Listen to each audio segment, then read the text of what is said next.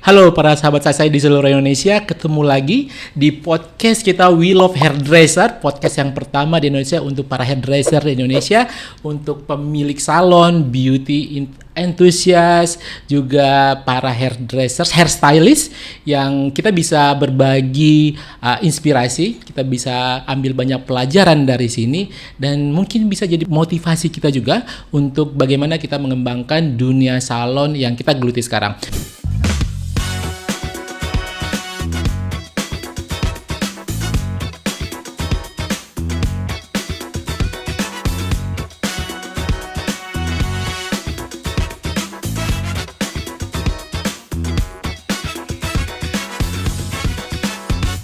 Kali ini gue kedatangan salah satu salon yang cukup hits dan banyak sekali public figure yang sering kali diberikan servis yang luar biasa oleh salah satu salon yang sempat ramai juga di masanya waktu zaman pandemi, dan aku sempat ngefans banget sih sama satu salon ini tentang konten kreatornya yang luar biasa kreatif di saat itu. Dan aku pengen ngobrol-ngobrol dengan beliau, pemilik salah satu salon sekarang, nama salonnya adalah Marsha Natasha Salon and Academy.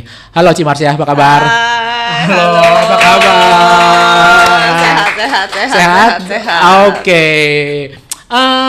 Mungkin udah pada familiar sih kalau ngelihat wajahnya Marsha Natasha nih, khususnya di Instagram dan TikTok, apalagi di zaman-zaman kita pandemi waktu dulu. Asik.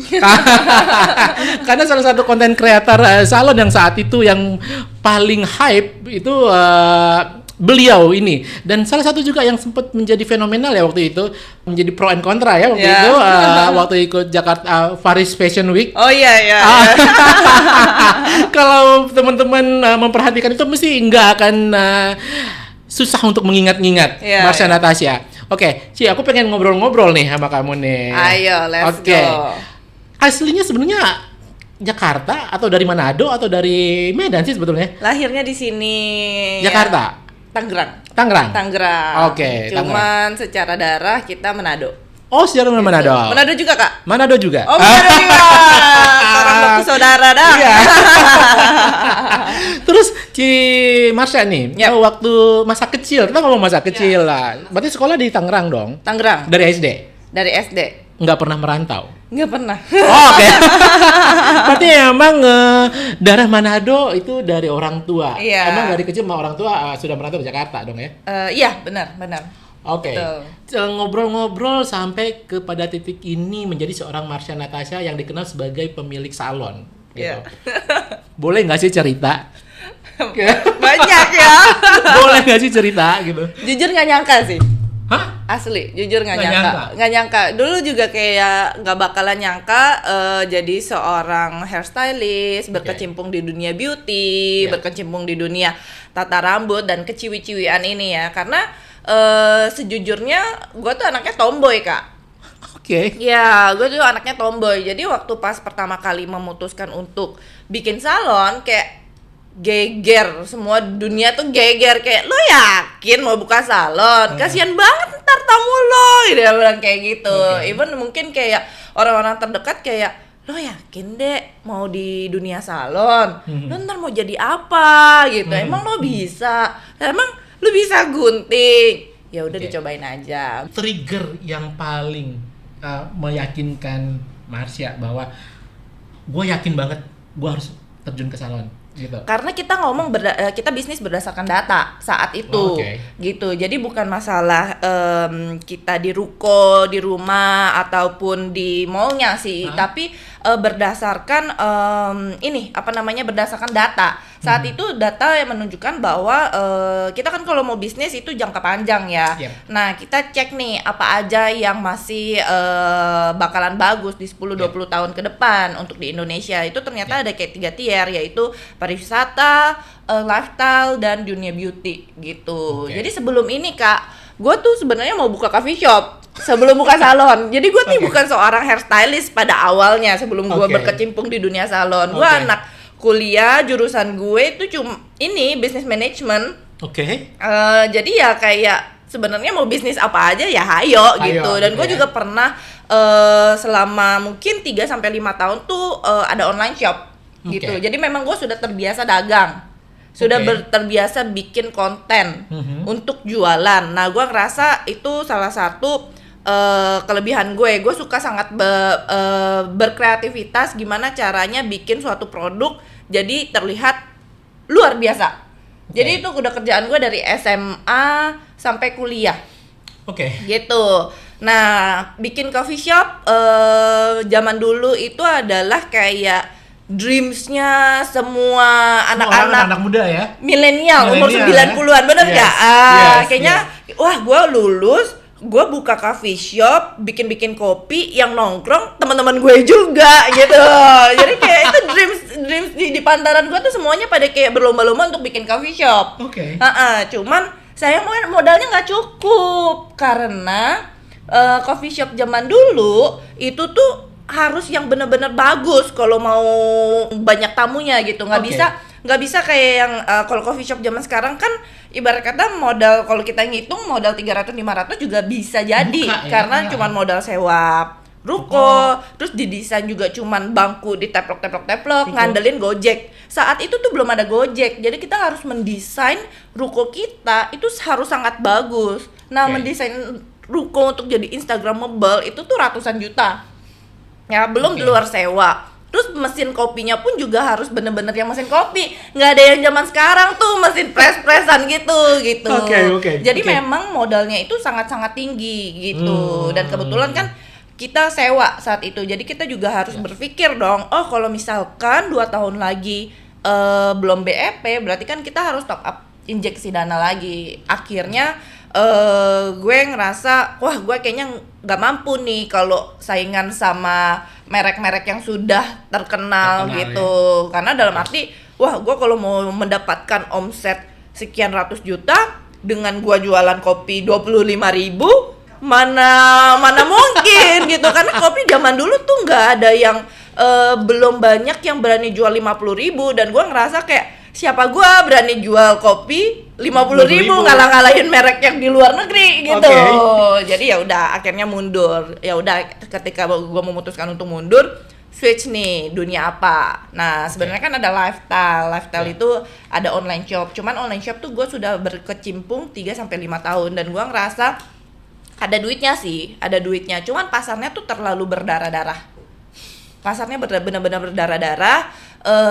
Dan gue ngerasa gue udah coba 3-5 tahun gue nggak kaya dari situ. Jadi ya udah gue ngerasa ya udah gue angkat tangan, gue coba cabut dari dunia ini, gue mau mencoba hal yang baru gitu. Sedikit berbeda sih sebetulnya kalau aku ngobrol barusan sama Marsha bahwa beberapa ke tamu saya sebelumnya berpikir bahwa untuk bekerja di dunia bisnis profesional hairdresser itu emang kudu ada yang namanya kayak passionnya, ya kan? Tapi aku dari awal belum dengar statementnya si Marsha tentang ini passion gue atau enggak? Karena aku ngeliat bahwa tadi ngobrolnya by on data bahwa apa sih yang prospek gitu kan, apa sih yang prospek ke depan gitu kan menurut Marsha dan di beauty. Tapi menurut gue nih ya sebagai yang udah ngobrol sama teman-teman hairdresser gitu kan, passion itu ternyata dibutuhin. Tapi aku pengen nanya ke Marsha, menurut Marsha apa sih persepsi arti dari passion menurut passion Marsha? Gue arti dari passion menurut Marsha sendiri gitu. Passion berarti kan suatu hal yang benar-benar kita cintai, kita sukai gitu ya. Kalau zaman dulu sih passion gue gampang ya kak, duit. Passion gue ya udah gampang aja, ada duitnya ya gue passion gitu. Nah jadi ternyata pada saat sebenarnya setiap orang kan berbeda-beda, iya kan? Betul. Karena perception tentang passion itu bisa nongol pada saat kita nggak tahu. Nongolnya passion itu sebenarnya kita nggak tahu. Kita harus menjalani dulu. Kita harus menjalani dulu, baru kita ketemu. Ini passion gue. Ternyata yang mendorong dia untuk mengetahui bahwa ini passion adalah karena trigger adalah gue butuh uang. Mau nggak mau, gue kerja dengan serius dong. Dan menjadikan, gue maksa diri gue, ini adalah passion gue dan gue harus menciptakan create banyak uang nih. Kalau zaman dulu kan gue mulai itu start bisnis itu umur 22. Jadi kalau berbicara tentang uangnya kayaknya tuh nggak terlalu sekompleks itu gue mikirnya. Cuman saat itu basicnya itu ketika gue kuliah dan SMA gue kan tinggi, jadi gue tuh suka catwalk. Oke. Yeah. Jadi tapi gue itu nggak mau kalau nanggung gitu loh Kak. Yeah. Nah gue ngerasa kalau gue mau jadi model seharusnya umur sebelum 20 tahun kalau gue mau jadi model sukses ya gue udah go internasional. Yep. Karena kalau enggak ya gue jadi nanggung aja. Yeah. Gitu. Tadinya sebelum salon gue tuh kepengen make up Kak. Oke. Karena simpelnya gue bisa make up, sudah ada dasarnya, sudah pernah belajar juga. Terus gue tuh ngerasa gue tuh suka dengan hal-hal yang berbau kreativitas. Jadi kayak menggambar, mewarnai, itu gue suka banget. Okay. Makanya, cuman kan saat itu belum kenal rambut, ya kan? Okay. Make up ternyata banyak jurnal-jurnal yang mengatakan bahwa di saat itu titik MUA tuh udah jenuh. Karena kalau di zamannya kakak gue yang mungkin bedanya 8-10 tahun di atas gue, dia kalau masuk di bank tuh bangga. Okay. Orang tuanya juga bangga gitu. Nah, masuk ke generasi gue yang mungkin angkatan 90-an, mereka udah mulai 50-50 tuh. Mereka ada yang udah nggak tertarik untuk kerja di perusahaan, bank, dan lain-lainnya. Mereka kepengen jadi bisnis. Oke. Okay. Nah, bisnis yang paling gampang untuk seorang wanita itu adalah make up. Oke. Okay. Ya kan? Nah, Gen Z yang di bawahnya kita lagi, itu udah kayak hampir nggak tertarik kerja di company. Yes. Jadi mereka mau bikin bisnis sendiri. Cara yang paling gampang seperti yang tadi gue pikirkan adalah make up. Jadi make up saat itu udah mau titik jenuh, lama-lama turun. Karena itu berdasarkan data lagi, ya udah akhirnya nggak berkecimpung deh di dunia make up artist. Okay. Gitu. Karena gue ngerasa kalau gue masuknya sekarang gue telat. Yep. Gitu. Karena gue ini baru mau mulai, dan ketika kita bisnis kan kita nggak mungkin 1 tahun langsung meledak. Paling enggak kita harus butuh tarik waktu 5-10 tahun. Berarti memang dirimu pekerja keras banget sejak lulus kuliah, atau bahkan masih waktu lu masih. Kayaknya memang kerja itu salah satu passion gue sih. Jadi kalau ditanya passion selain kalau duit kamuflase lah buat kita kita lelawakan gitu ya. Cuman menurut gue kayak kerja juga salah satu passion gue sih. Karena gue kalau nggak kerja tuh gue kayak bisa kayak gue ngapain anjir, kayak gue merasa berdosa gitu. Karena gue denger ya, lu bilang tadi bahwa gue tuh paling suka sesuatu yang kreatif. Iya. Kreativitas. Nggak bisa diem ya. Betul. Lu nggak bisa diem. Betul. Lu nggak takut dengan ketidak bisa dieman lu itu suatu saat terlalu cepat berganti-ganti sehingga lu ngerasa nggak punya pegangan bahwa ini adalah yang harus gue tekunin terus-terusan gitu. Lu nggak takut? Proses belajar sebenarnya. Proses belajar. Jadi gue kan juga mulai di umur 22 gitu. Bener-bener gue kertas kosong. Di dunia persalonan pun juga itu gue sangat banyak belajar gitu Kak. Gampang ke distract nggak? Untuk orang yang kayak gue, iya lagi bener gampang ke distract. Gue tuh agak susah fokus sebenarnya. Yes. Karena gue tuh suka berpikir satset gitu. Jadi apa ya? Oh ini peluang lu kerjain ini. Cuman minusnya memang nggak gampang orang yang bisa ngikutin speednya kita. Nah, balik lagi ya proses belajar. Mungkin saat gue umur 22, 23 sampai 25 itu gue masih berpikir, kenapa sih harus gue kasih tahu? Kenapa sih gini aja tuh nggak kepikiran gitu? Kenapa sih harus gini? Taman ya dengan berjalannya waktu, proses pembelajaran hidup, nggak semuanya manis, ada pahitnya juga, gagalnya juga. Makin lama ya makin dewasa. Oh, kita kalau namanya bisnis ya kita nggak bisa lah mau orang tuh duplikasi kita plek-ketiplek. Ya itu pembelajaran, bikin SOP, bikin standarisasi, bangun tim. Oh, tim bagusnya tuh begini, mereka butuhnya ini, nggak maunya ini. Itu semua proses belajar Kak. Gua beruntungnya adalah ketika momen-momen kalau kita anak milenial mah ngomongnya quarter life crisis.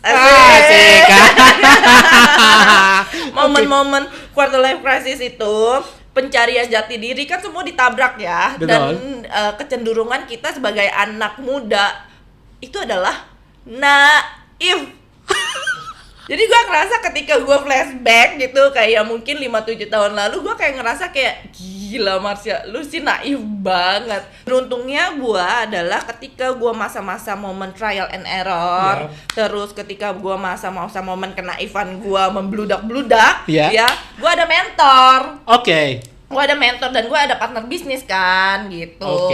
Jadi kayak ada yang ngegembleng gue. Jadi ketika on the right track, gue kalau udah kelewat ke kiri nih, berkata dia ngasih tau lo kebablasan nih ke kiri, balik lagi gitu. Terus ibarat kata kalau gue nyetir itu tuh gue tinggal fokus nyetir aja ke depan, gue nggak perlu ribet ngeliatin spion kanan kiri karena udah ada partner gue yang ngeliatin. Jadi gue tinggal fokus. Jadi itu gue kenapa kok bisa secepat itu di dalam dunia persalonan ketika 1-2 tahun tiba-tiba salon gua viral, ya itu karena gua fokus, karena gua tahu ada partner gua yang di belakang gua yang siap membackup gua gitu dan kasih tahu cara-cara yang sebenarnya dari sisi manajemen dan sisi bisnisnya.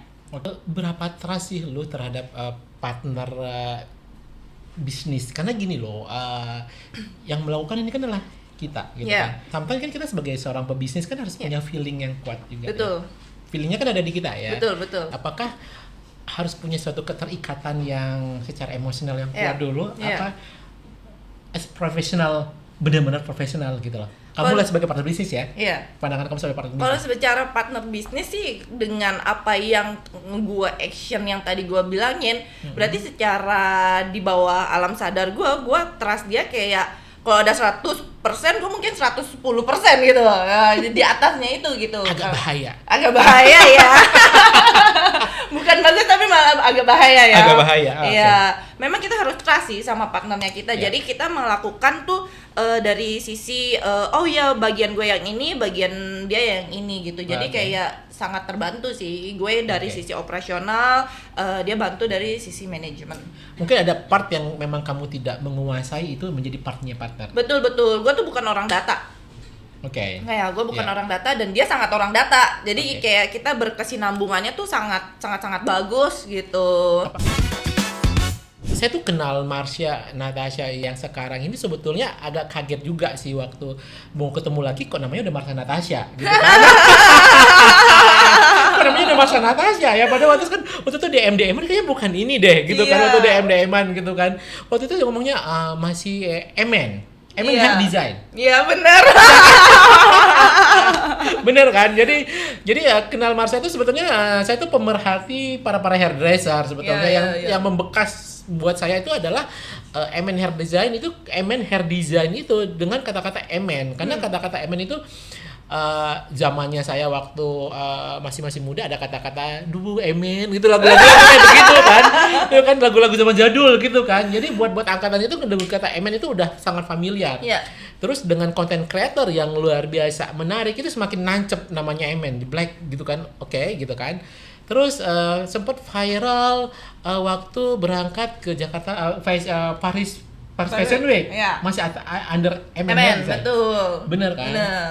Nah, mungkin banyak sih teman-teman sih kayaknya kagak tahu kemana tuh MN kok tiba-tiba ada nongol si Marsha Natasha gitu. Spill dikit-dikit lah ya. Wah, jadi ini jatuhnya jadi klarifikasi apa gimana nih?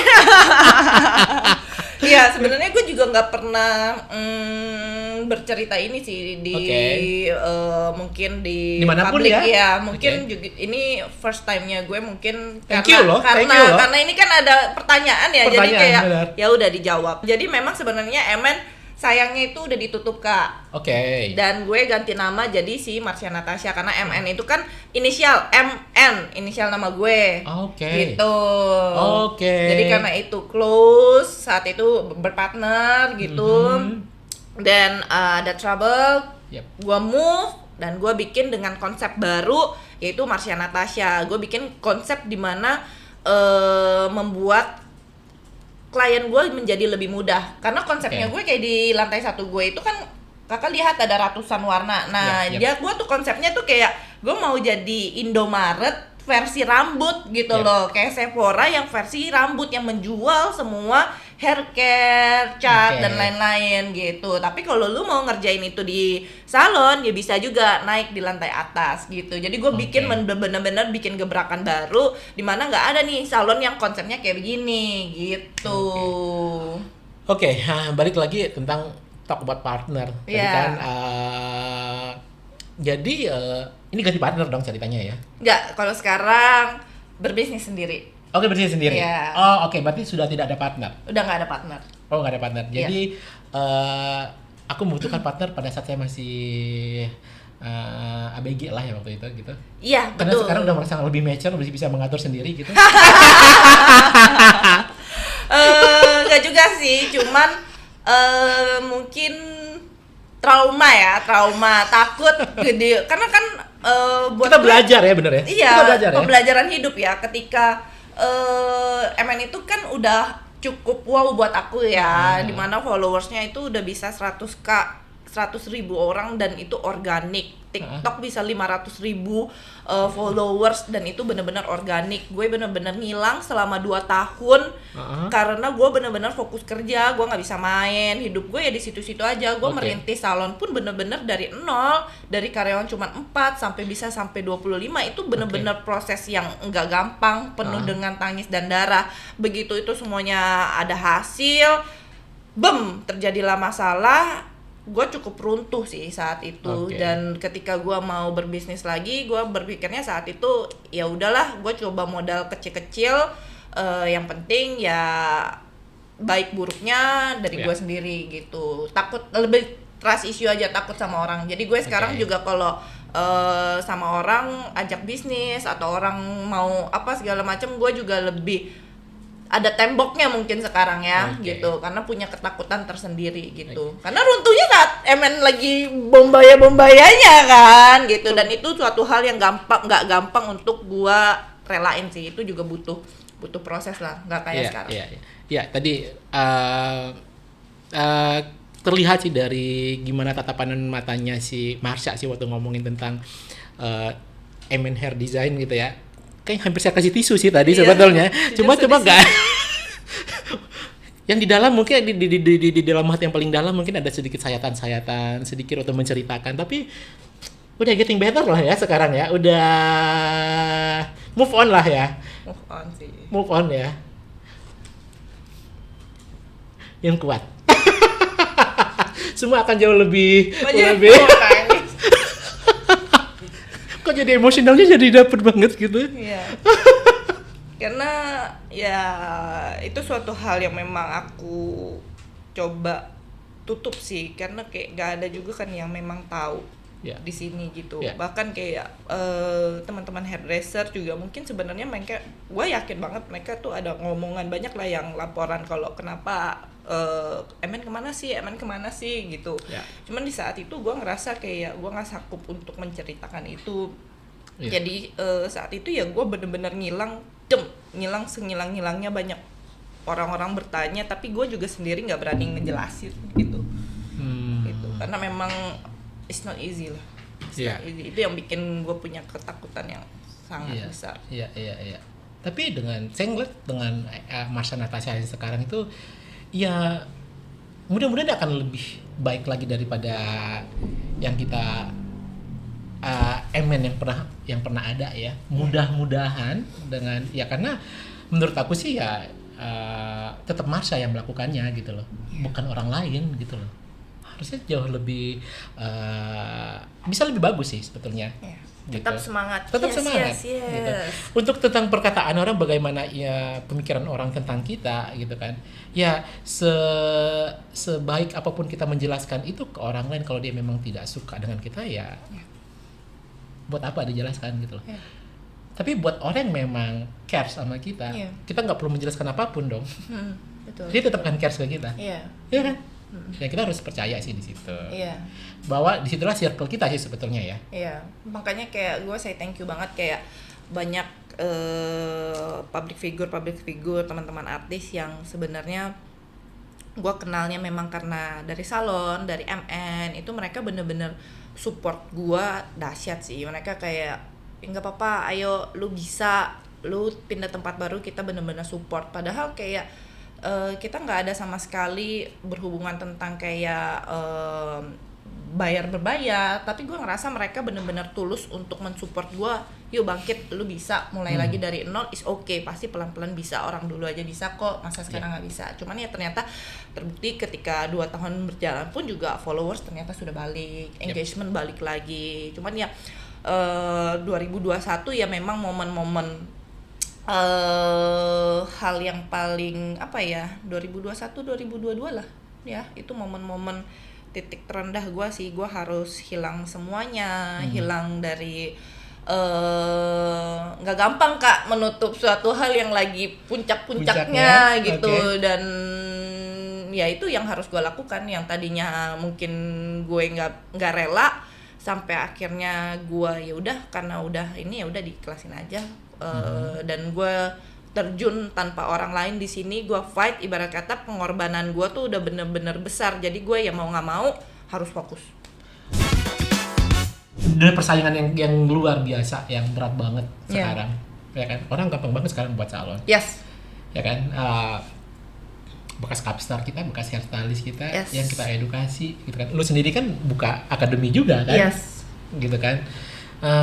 Apa yang lu siapin gitu loh untuk menghadapi dunia hairdresser yang saya bilang sih emang rada-rada kayak di hutan belantara makin lama gitu. Iya sih.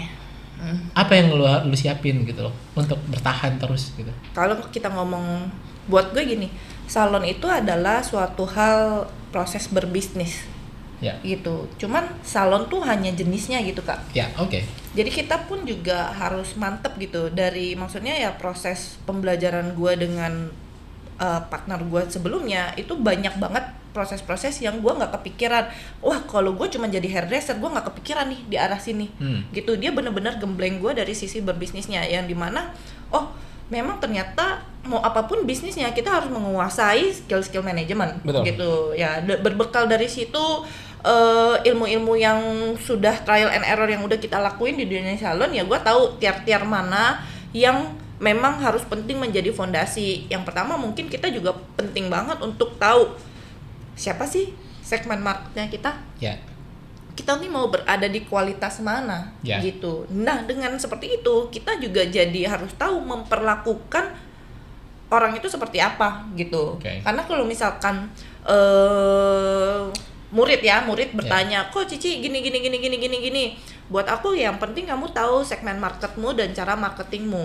Semua kalau sekarang aku ajarin kamu highlight, mau tahun 10 tahun lalu, sekarang, atau mungkin 5 tahun ke depan, yang namanya highlight kemungkinannya juga cuman akan dicongkel-congkel aja. Yang namanya ngecat ya pasti bakalan jadi coklat. Warnanya ya begini-begini aja, cuma tinggal ikutin aja trennya. Oh tren ini warnanya merah, tren depan warnanya abu-abu. Gitu. Cuman segmen market orang yang berbeda-beda. Nggak ada yang baik dan benar dalam berbisnis. Nggak ada yang baik dan maksudnya nggak ada yang lu bikin gitu bikin salon yang mahal itu lebih benar dan lebih baik daripada salon menengah ke bawah. Nggak ada yang bilang begitu gitu. Salon, kalau kamu memang mau main salon menengah ke bawah itu bagus. Kamu mau main salon middle ya bagus. Kamu mau main salon yang benar-benar high end itu pun juga bagus. Jadi semuanya bagus asal marketing dan target sasaranmu itu adalah tepat gitu. Apakah lu seyakin itu karena gue bermain di segmen market yang memang mereka gak peduli dengan harga, tapi ada juga loh yang di segmen market yang sama mereka banding-banding harga gitu loh. Apa yang membuat lu ngerasa yakin itu gitu loh? Karena sekarang drive-nya itu ada di pricing gitu loh menurut gue. Kalau buat gue gampangnya adalah ini buat gue diri gue sendiri ya. Kenapa gue nggak mau banting-bantingan harga? Karena ketika gue tidak menguasai skill dan kualitas, gue juga hanya akan mampu bersaingnya secara diskon. Jadi diskon itu adalah teknik marketing paling rendah buat gue. Karena nggak mampu bersaing dari sisi kualitas, mereka nggak mampu ngehit dari sisi kualitas, mereka hit dari sisi harga, dan itu hal yang paling gampang buat gue. Dan gue ngerasa posisi gue bukan lagi bersaing dari harga, tapi ya kita kan capek belajar sampai ke luar negeri, trial and error gitu. Kita punya kualitas dan kita pede dengan kualitas itu. Kenapa kita harus bersaingnya ngikutin dari sisi harganya gitu? Dan untuk mendapatkan suatu barang yang bagus itu tuh harus pakai produk yang bagus. Yep. Produk yang bagus juga Skill ada yang harganya, bagus, skill yang bagus, dan itu butuh uang. Nggak Yeah. mungkin. Jadi gue kalau gue itu tipe yang less drama. Jadi gue kayak sama customer gue pun juga gue nggak terlalu banyak yang mau quote and quotes-nya, dalam arti gue nggak mau yang kayak oh ya udah gue kon lu 50% tapi gue naikin dulu nih gitu, karena pada akhirnya gue nggak akan jadi dapet tamu loyalitas gitu. Salon itu kalau kita ngomong berbisnis itu kayak bola salju bergulung, semakin hari semakin kita bisa bertahan pasti akan semakin besar kita punya customer. Tapi kalau caranya customer sekarang pintar lagi, cari Google gampang lagi, dia tahu harga kita berapa, kita naikin baru kita diskon, atau mereka tuh udah tahu tentang merek, kita ngomongnya apa, mereka pakainya apa, itu mereka udah banyak yang tahu. Gue yakin kalau misalkan gue bermain dengan cara yang seperti itu, mungkin gue akan narik orang di awal tapi belum tentu mereka balik.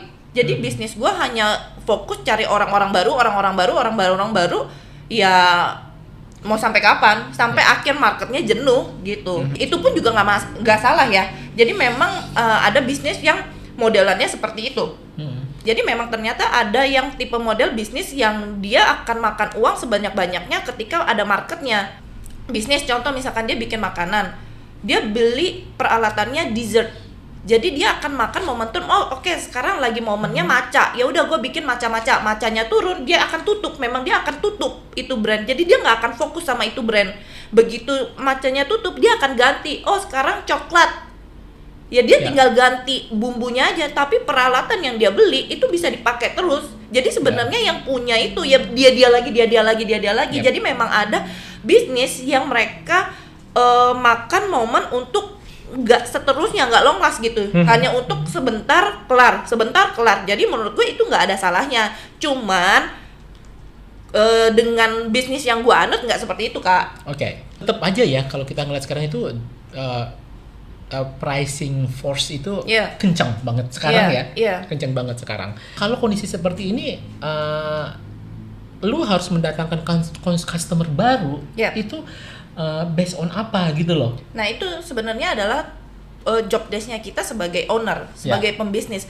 Makanya kalau kita ngomong, kalau gue selalu ngomong ke tim, discuss ke tim, kita tuh di sini tim ya, maksudnya gue nggak bisa sendiri tanpa kalian pun juga bersama gitu. Kita semua berkesinambungan. Kalian bagus karena mungkin ada tim marketing, manajemen yang mengeksplor seperti itu. Tapi kalau hasilnya pun gak bagus, orang juga nggak akan balik lagi. Hasilnya kalian bagus pun, kalau marketingnya pun jelek, nggak ada orang yang tahu. Jadi semua harus jalan. Kayaknya clear banget deh bahwa kenapa gua nggak takut kita perang harga, karena emang secara strategi itu sudah komprehensif. Ini kayak mengelola suatu brand sih sebetulnya ya. Jadi kalau dia bilang marketing, yes itu jadi memang marketingnya terlihat sekali sih di sini. Aku lihat marketingnya Marsha tuh terlihat sekali dengan Marsha tuh rajin banget pakai KOL. Yes. Ya yang baik followersnya mikro maupun makro, terus dibuat konten creator yang semenarik mungkin, gitu kan? Karena yang tadi dibilang algoritma itu suka nggak bisa ditebak sekarang. Betul. Algoritma itu nggak bisa, sehingga membuat kita itu selalu berpikir. Nah itu sebenarnya pelajaran buat teman-teman. Even salonnya mau B- atau B+, bahwa kita tetap melakukan yang namanya marketing. Salah satunya adalah konten creator yang melibatkan banyak KOL. Kalau ada cibiran orang, alah itu kan paling dia kan bayar artis. Mereka nggak tahu pengorbanannya. Gue mulai dari nolnya gimana, gue approach artis sampai nggak berbayar itu gimana mereka trust ke gue tanpa harus mengeluarkan value. Mereka anggap gue cuman bos lu kaya, makanya banyak artis yang mau datang. Jadi karyawan gue tuh dulu tuh di judge kayak begitu sama teman-temannya. Sama hairdresser. Iya gitu. Tapi kalau gue tuh tipe penganut yang nggak terlalu, selagi lo nggak kasih gue makan, gue tuh nggak akan pusingin omongan lo gitu. Gue hanya akan nurut dan pusingin sama orang yang kasih gue makan gitu. Ya which is bapak gue gitu. Lo nggak kasih gue makan, ya udah lo mau ngomong ya udah, lo nggak akan patahin semangat gue gitu. Dulu zaman gue bikin TikTok itu semua orang berkomentar, apaan sih salon malu-maluin main TikTok joget-joget begitu. Gue bikin kreasi masker warna, itu semua orang pada ngehujat juga, apaan sih salon bikin kayak begitu gitu. Jadi semua dulu tuh penuh dengan hujatan. Cuman ya namanya di situ balik lagi, tim gue, partner gue, semua pada bilang kayak ya namanya lu market leader. Ketika lu market leader, semua orang tuh akan tertuju pada lu. Jadi lu jangan kesel, dan lu nggak boleh kesel, dan lu nggak boleh marah kalau ide lu itu di copy paste, karena itu semua akan ditiru ketika lu jadi market leader. Seharusnya lu harusnya bangga gitu. Jadi totalnya lu udah berapa tahun sih sebenarnya punya 8 bisnis? ya kayaknya. 8 ya. 8. Bukan suatu perjalanan yang sebentar sih, 8 tahun gitu ya. Gak nyangka juga sih, cuman mungkin karena enjoy, terus passion juga. Jadi akhirnya kan ketemu passion gitu kan. Betul. Gue tuh kalau gue flashback diri gue ya, gue ngerasa gue tipe orang yang salah satu yang sangat amat beruntung. Di sisi gue pertama kali terjun dunia bisnis not bad, langsung bisa ada hasilnya. Kedua, gue menemukan passion gue di situ. Oh ternyata gue passion ya di dunia salon gitu. Jadi gue kerja capek pun gue happy. Gue ngelihat rambut orang cantik itu tuh happy. Gue bikin konten gini, gue merasa feel alive gitu. Karena passion itu ada datang dengan sendirinya. Betul. Dan ada di mana saat kita harus cari. Dan di tipikalnya si Marsha kayaknya gue mencari. Iya kan? Betul.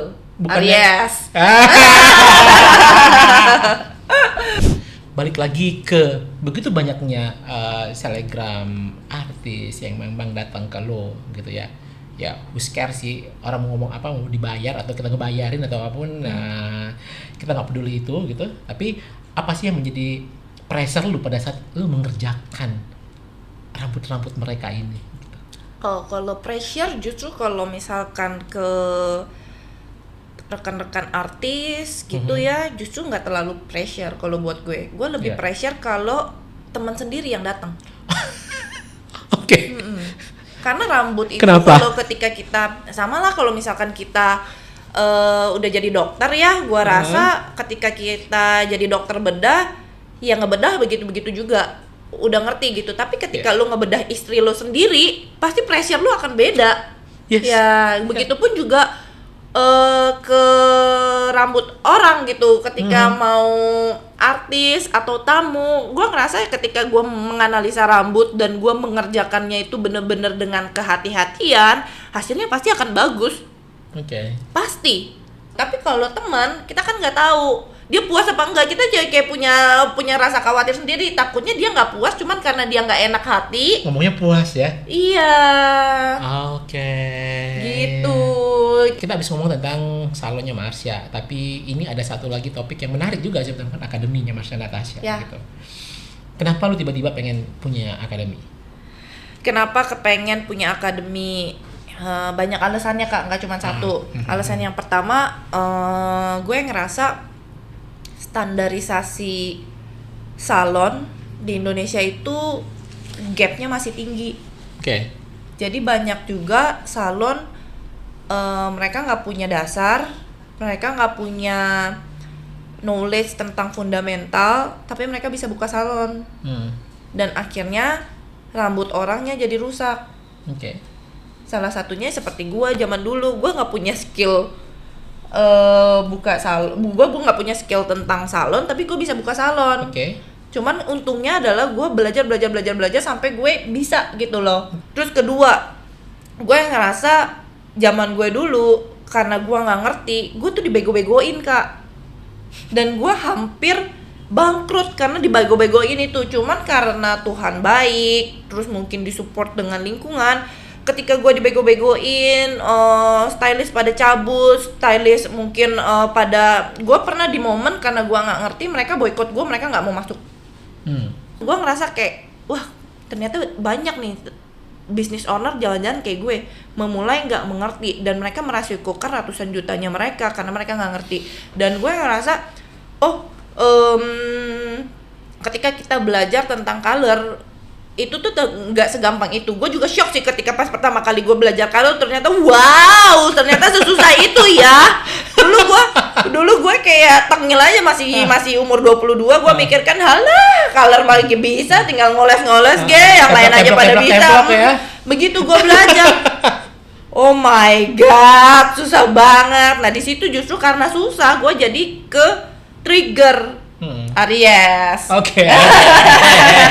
Aries. Semakin ke trigger semakin dicoba. Ya, kok gue nggak bisa ya, kata gue, kok ternyata susah ya. Di situ mulai kulik, gue catat semua rumusan, gue lihat kalau misalkan makanya gue selalu ngomong ke murid gue, kalau misalkan kalian awal-awal salah itu is okay, cuman ketika kalian salah kalian harus catat salahnya apa biar nggak diulangin lagi.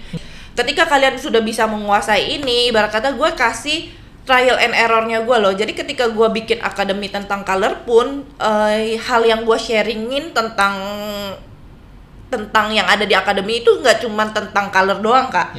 Berikut juga dengan motivasi mereka, gimana cara gue menangani masalah. Mereka nanya dari sisi angle marketing, itu gue sangat welcome ketika mereka mau nanya. Yang membedakan Marsha, akademinya Marsha dengan akademi yang lain, menurut Marsha apa? Ini salah satu ajang promosi juga sih. Ajang promosi akademi gue. Ajangnya harus benar. Iya dong, ini kan. Kalau buat aku concern sangat dengan fundamental. Jadi kalau misalkan di kelasnya aku agak memang selalu ngomong ke murid-muridku, kelasku ini nggak gampang, agak sedikit cukup rumit, cukup susah, dan cukup detail. Jadi yang kalian pelajarin ini memang nggak gampang. Jadi kalian jangan shock kalau misalkan wah ini susah segala macam, memang susah.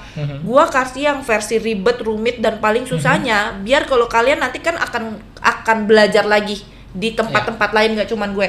Dan pengajar itu tuh nggak semuanya detail dan rumit kayak gue gitu. Jadi kalau kalian nanti just in case ketemu yang nggak detail, kalian udah bisa mengerti. Tapi kalau gue kasihnya yang gampang-gampang aja, yang nggak detail, kalian ketemu guru nanti misalkan yang detail, kalian nggak akan mengerti gitu. Dan semua jadi sepakat sih. Terus kalau akademi lu dibanding-bandingin dengan akademi orang lain, menurut lu? Nggak ada.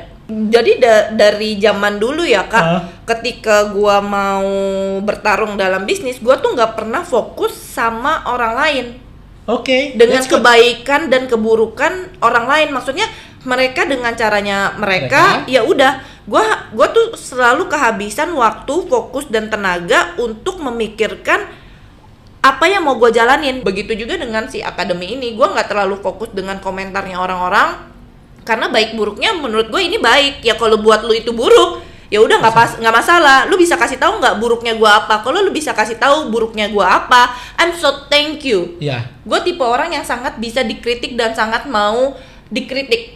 Justru ketika orang kasih gue kritikan, buat gue anggap mereka suatu hal yang care. Tapi lu jangan kritik gue atau menjatuhkan gue tanpa reason dan lu nggak bisa kasih solusinya ke gue. Ketika lu cuman kritik gue tanpa lu kasih tahu kurangnya gue apa, lu cuma mau jatuhin mental gue dan gue nggak akan mau deket-deket sama lu, gitu aja. Case close. Sepakat. Iya. Nah, kalau ngelihat ke depan, Marsha Natasha Salon Academy ini mau dibawa seperti apa? Mau dibawa kemana? Kalau si Marsha Natasha ini pastinya kalau bisnisnya sudah besar pun juga gue nggak akan mau jual sih kayaknya ke orang, karena nggak mau jual? Nggak. Karena gue ngerasa gue feel alive-nya di situ. Kalau gue misalkan, berarti kalau sampai Marsha Natasha itu value-nya sudah sangat tinggi, artinya gue udah banyak duit dong. Baru boleh dijual. Nah, sebenarnya kalau kita ngomong berbisnis dari tingkat ilmu perdewaan, sebenarnya bisnis yang benar itu adalah kita bikin jadi besar, kita jual. Kita IPO-in, kita jual gitu. Justru mindset gue nih masih pembisnis nanggung-nanggung menurut gue. Yang gue pengen bisnis itu masih idealis ya? Iya, masih yang pengennya berjalan sampai lama gitu. Justru bisnis yang benar itu kalau kita mau besar kayak pembisnis skala kakap, ya kita bikin dia jadi bagus, kita jual, kita bikin lagi, gedein, jual, itu baru kita make money yang benar-benar melimpah. Kalau misalkan kita bikin jasa salon begini kan ketaker, Kak. Betul. Ketaker loh, kita buka operasional berapa bangkunya. Betul. Kita mentok di omset berapa sekian ya udah nggak bisa naik di situ kecuali kita buka cabang ya kan. Nah cuman gue ngerasa si Marsha Natasha ini tuh kayak salah satu jati dirinya gue juga nggak mau nanti ketika gue duitnya udah nggak pusing tentang duit, tapi gue kehilangan arti dari kehidupan dan gue kehilangan passionnya gue juga nggak mau sih. Gue kepengen hidup gue berarti karena dengan si Marsha Natasha ini gue banyak bisa melakukan hal yang berarti dalam hidup dengan passion, dengan termasuk sosial, dengan akademi gue bisa buka beasiswa untuk orang-orang yang nggak mampu. Itu salah satu bentuk gue merasa hidup gue tuh berarti gitu. Wow, ada nggak sih pesan-pesan lo ke semua hairdresser di Indonesia yang nonton podcast kita hari ini? Pesan untuk sebagai seorang hairdresser ya. Teman-teman kalian tuh kayak mungkin ngomongin ke diri sendiri aja kali ya, karena kan kita juga hairdresser ya. Betul. Pertama, cintailah pekerjaan kalian. Dengan kalian mencintai pekerjaan kalian, diri kalian, secara nature-nya kalian juga akan bisa memberikan lebih kepada orang lain. Pekerjaan hairdresser itu suatu hal yang membanggakan. Ingat, kalian berada di posisi ini bukan karena kalian no option, justru kalian punya option loh. Dan kita tuh suatu hal yang sangat hebat, kita bisa bikin orang cantik gitu. Kita bisa bikin orang cantik, kita bisa berkarya.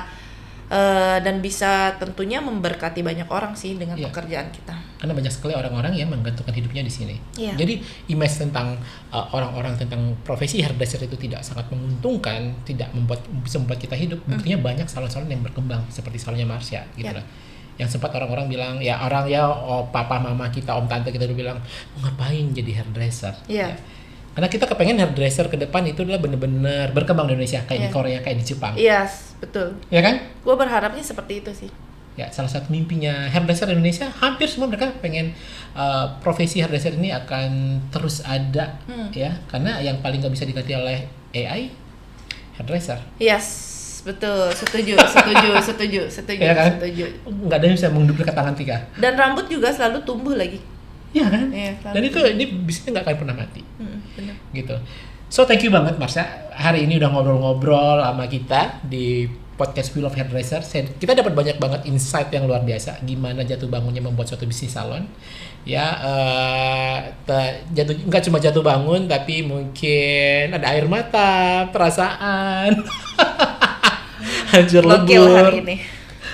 Udah diaduk-aduk, kan? Terus tiba-tiba harus berpikir positif lagi, semangat lagi, digebuk lagi, bangkit lagi, kreatif lagi, gitu. Bukan suatu hal yang sangat mudah untuk melewatinya. Buat orang-orang yang melihat kita sampai titik ini, mungkin mereka nggak tahu gimana cerita di belakangnya. So thank you banget hari ini sudah menginspirasi teman-teman semuanya. Thank you Kak. Thank you Maaf banget. kalau ada salah kata. Siap. Sukses terus Marsha Natasha Salon Academy ke depan. Dan mudah-mudahan kita bisa banyak memberikan insight buat teman-teman yang ada di luar sana dan bisa memotivasi mereka untuk tetap berkarya di dunia hairdresser Indonesia. Terima kasih. Sampai ketemu lagi.